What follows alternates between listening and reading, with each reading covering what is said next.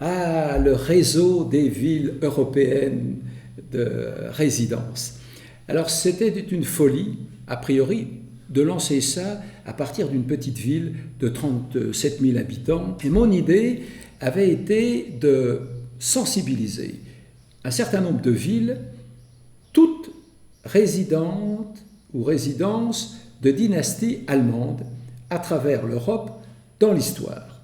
Nous partions au sud de Sintra, au Portugal, pour passer par Aranjuez en Espagne, puis Montbéliard, Ludwigsburg bien entendu, Malbork en Pologne avec ce magnifique château des chevaliers teutoniques, et puis Pavlovsk dans la banlieue de Saint-Pétersbourg, construit pour Maria Feodorovna, notre Sophie Dorothée de Wurtemberg-Montbéliard.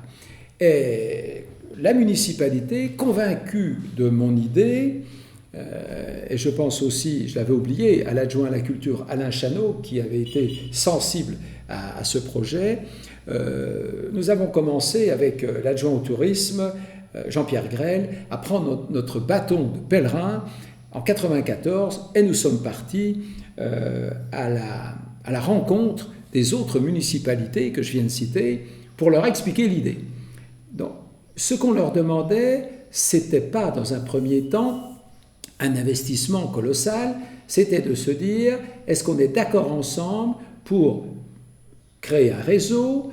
Alors effectivement, vous me dites, la ville de Ludwigsburg avait été réticente, non pas sur le fond, mais je crois que dans la rencontre que j'avais eue, et à l'occasion de laquelle j'avais abordé cet aspect avec mon collègue, Eckhard Wolf, il avait eu peur de s'engager trop dans des dépenses somptuaires. Toutes les autres villes donc, étaient enthousiastes et une année après, août 1995, je partais pour Beyrouth, je quittais Montbéliard et donc le projet n'était plus porté, j'étais le père de cette affaire, l'animateur, j'y croyais et donc tout est retombé à plat malheureusement et voilà pourquoi le projet n'a pas vu le jour. Mais voilà, il n'y a pas eu d'accroche particulière entre la ville de Ludwigsburg et de Montbéliard sur un refus catégorique disant on s'oppose à ça.